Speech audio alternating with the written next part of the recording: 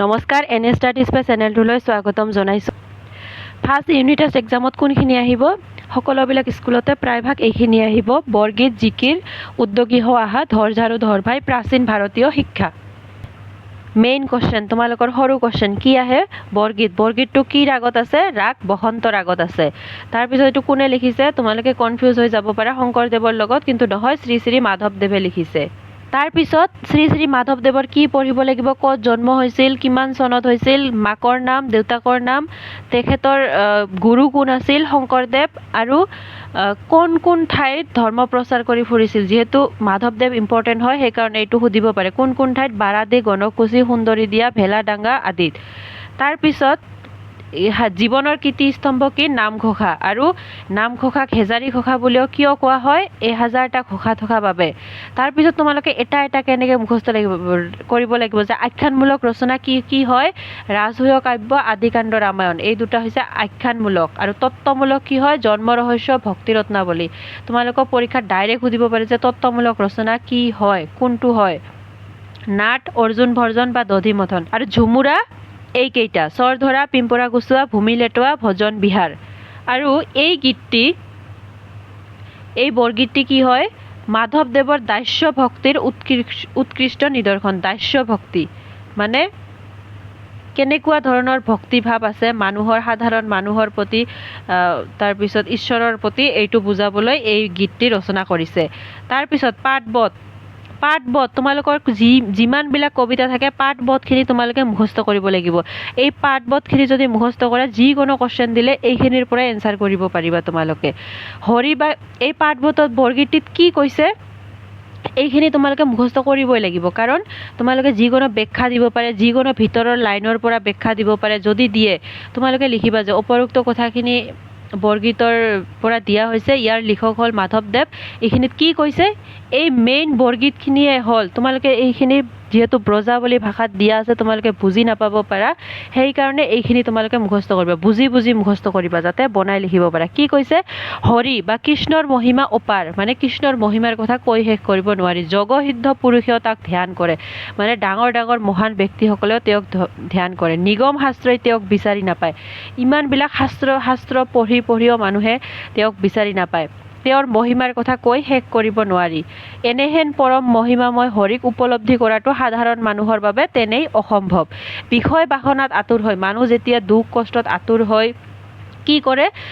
এই হৰি বা কৃষ্ণৰ চৰণ কমলত, মানে ভৰিত আশ্ৰয় লয়, সেই কষ্টৰ পৰা মুক্তি পাবৰ বাবে।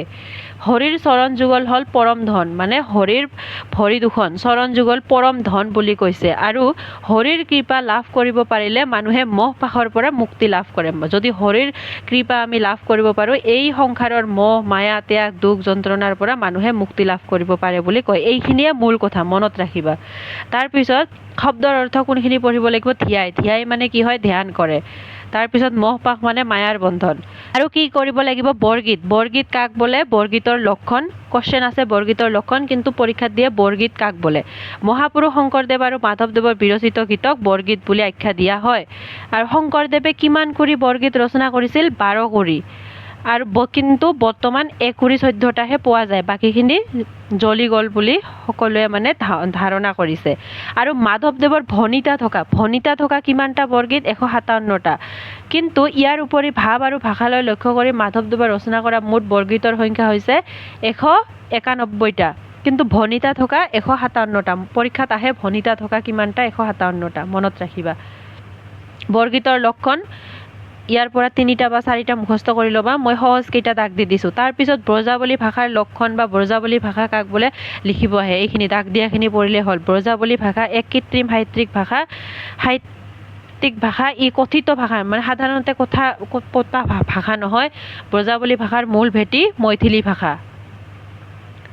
তাৰপিছত কুৱেশ্যন এইখিনি 1 নম্বৰৰ কটো পঢ়িবা।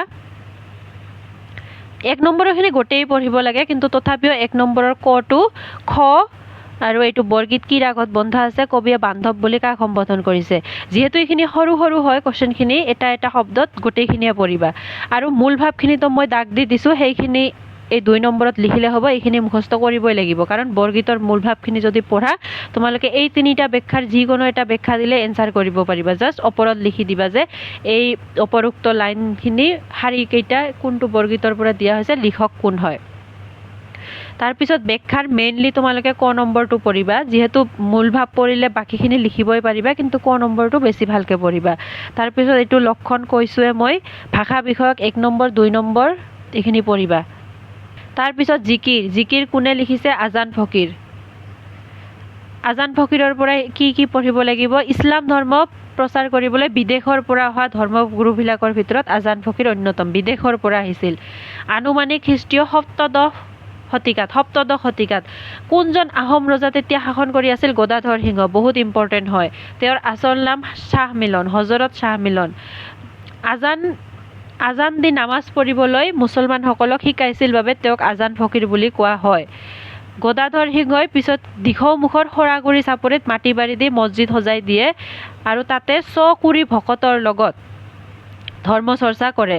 তাৰপিছত এই জিকিৰৰ পাঠবটটো কি হয়, অসমৰ বৈষ্ণৱ ধৰ্মৰ লগত আজান ফকীৰ চাহাবৰ প্ৰৱৰ্তিত পন্থাৰ বহু সাদৃশ্য দেখা যায়। এই জিকিৰবিলাক বৈষ্ণৱ ধৰ্মৰ লগত মানে কি আছে, সাদৃশ্য আছে, মিল আছে। মেইন কথা কি, জিকিৰবিলাকত কি কোৱা হৈছে, এইখিনি মেইন কথা তোমালোকে মুখস্থ কৰিবা। পৰীক্ষাত যিকোনো লাইনত কামত আহিব, মানে যিকোনো কোৱেশ্যনত এই লাইনটো ভৰাই দিলে কামত আহিব। মেইন কথাখিনি কি হৈছে যে এই জগতত আমি মানুহবোৰ আচলতে কোন হয়, আমাৰ স্থিতি কি, আমি কি কৰি আছোঁ, আমি কি কৰা উচিত, তাকে ক'বলৈ বিচৰা হৈছে। মনত ৰাখিবা, এই লাইনটো বহুত বেছি ইম্পৰ্টেণ্ট হয়। মানে আমি কি হয়, আচলতে কোন, আমি কিয় আহিছোঁ, কি কাৰণে আহিছোঁ, কি কৰা উচিত। শব্দাৰ্থ আদম ত্ৰিবেণী মানে ত্ৰিবেণী, কাৰ মিলন হয়, 3টা নদী, গংগা যমুনা আৰু সৰস্বতীৰ সংগমস্থল, পবিত্ৰ ঠাই। মনত ৰাখিবা 3টা নদী, কি নদী, গংগা যমুনা সৰস্বতী। আদম মানে কি হয়, ৰচুল মানে কি হয়, দৰিয়া মানে কি হয়, আৰু বান্দা। তাৰপিছত আৰু এটা কোৱেশ্যন আহিব পাৰে, জিকিৰ কাক বোলে। এইখিনি জিকিৰসমূহ অসমীয়া ভাষাত ৰচিত ইছলাম ধৰ্মৰ তত্ত্ব আদৰ্শ আৰু আচাৰ নীতিৰ মৌলিক ভাৱ চিন্তা প্ৰকাশক গীতমূলক বিশেষ গীত। মানে অসমীয়া ভাষাত ৰচিত ইছলাম ধৰ্মাৱলম্বী গীত হয় জিকিৰ শব্দটো আৰবী জিকৰ শব্দৰ পৰা আহিছে। আৰু টোকাৰী গীত, দেহ বিচাৰৰ গীত ইত্যাদি গীতৰ লগত উজনি অসমত প্ৰচলিত এই গীতবিলাকৰ লগত জিকিৰৰ সাদৃশ্য আছে। মনত ৰাখিবা, পৰীক্ষাত দিব পাৰে কোনবিলাকৰ লগত, টোকাৰী গীত, দেহ বিচাৰৰ গীত, এইবিলাক। তাৰপিছত 1 নম্বৰৰ গোটেইখিনিয়ে মুখস্থ কৰিবা, 2 নম্বৰখিনি মুখস্থ কৰিবা, 3 নম্বৰটো মুখস্থ কৰিবা, আৰু 4ৰ খ নম্বৰটো মুখস্থ কৰিবা, আৰু 1ৰ এইখিনি সমাৰ্থক শব্দখিনি মুখস্থ কৰিবা। পিছত উদ্যোগী হোৱা, এইটো অলপ ডাঙৰ চেপ্টাৰ হয়, ইয়াৰ পৰা ভালেখিনি কোৱেশ্যন আহিব। মনত ৰাখিবা কোনে লিখিছে, এইটো অজিত ভূঞা। মনত ৰাখিবা এইটো অজিত ভূঞাই কি লিখিছিল, এইখিনি বিশেষকৈ কবিতাৰ আকা, জুবিন গাৰ্গ জিন্দাবাদ, তাৰপিছত শিশু হ'বৰ মন যায়, এনিশাৰ কবিতা, এদিনৰ কবিতা, এইবিলাক মনত ৰাখিবা। এনিশাৰ কবিতা, এদিনৰ কবিতা, জয়াই অসম, এইখিনি তেওঁ অসমীয়া গ্ৰন্থ ৰচনা কৰিছিল। আৰু ইয়াৰ উপৰিও কেইটামান ইংলিছ ৰচনা কৰিছিল, butterfly, me too, black hole, the world I want to see, let us bloom together, multiple career choices. এইখিনি মুখস্থ কৰিবা তোমালোকে। 40খন ইংৰাজী আৰু 30খন অসমীয়া গ্ৰন্থ ৰচনা কৰিছিল। তাৰপিছত এই উদ্যোগী হোৱা, এইটোৰ পৰা আমাক মানে কি বুজাব বিচাৰিছে, তোমালোকে এই লাইন দুটা মনত ৰাখিবা যে শিক্ষাৰ্থীৰ মনত এগৰাকী সফল উদ্যোগী হ'বলৈ সৰুৰে পৰা কেনে হ'ব লাগিব, কি কৰিব লাগিব, মানুহৰ যে হ'ব মানে সফল উদ্যোগী হ'বলৈ মানুহৰ ধৈৰ্য থাকিব লাগিব, একাগ্ৰতা থাকিব লাগিব, নিয়মানুৱৰ্তিতা, সময়ানুৱৰ্তিতা আৰু আত্মবিশ্বাস, হাৰ নমনা মনোভাৱ। এই গুণকেইটা তোমালোকে কাণত মানে ধৰি তোমালোকে এইকেইটা মুখস্থ কৰা যে উদ্যোগী হ'বলৈ কি গুণৰ দৰকাৰ, ধৈৰ্য, একাগ্ৰতা, নিয়মানুৱৰ্তিতা, এইকেইটা আহিব পৰীক্ষাত দিবই। এইকেইটাৰ পৰা যিকোনো এটা কোৱেশ্যন বনাই দিবই। ধৈৰ্য, একাগ্ৰতা, নিয়মানুৱৰ্তিতা, সময়ানুৱৰ্তিতা, আত্মবিশ্বাস, হাৰ নমনা। নিয়মানুৱৰ্তিতা মানে কি হয়, সৃজনশীল মানে কি হয়, এই শব্দৰ অৰ্থ মনত ৰাখিবা। তাৰপিছত 1ৰ গোটেইখিনিয়ে যিহেতু এটা শব্দত হয় এনচাৰবিলাক, এইখিনি গোটেইখিনিয়ে লাগিব। তোমালোকে 10ত পৰা ইমান শ্বৰ্টকাট যাব নোৱাৰা। 2ৰ ক নম্বৰটো তোমালোকে পঢ়িবা, ইম্পৰ্টেণ্ট হয়, এইটো আহিব।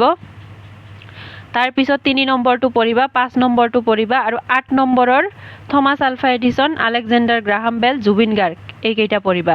9 নম্বৰটো পঢ়িবা, 10 নম্বৰটো পঢ়িবা, আৰু 11 নম্বৰৰ এই জুৰীয়া শব্দবিলাকৰ বাক্য ৰচনা ল'ৰা ছোৱালী হাত ভৰি খুৱাই বুৱাই এইকেইটা পঢ়িবা। তাৰপিছত ভাৱ সম্প্ৰসাৰণৰ ক নম্বৰটো আৰু গ নম্বৰটো পঢ়িবা, 13 নম্বৰটো পঢ়িবা। তাৰপিছত ধৰ ঝাৰু ধৰ ভাই, এইটো কোনে লিখিছে? অম্বিকাগিৰি ৰায়চৌধুৰী। মনত ৰাখিবা, ধৰ ঝাৰু ধৰ ভাই অম্বিকাগিৰি ৰায়চৌধুৰী।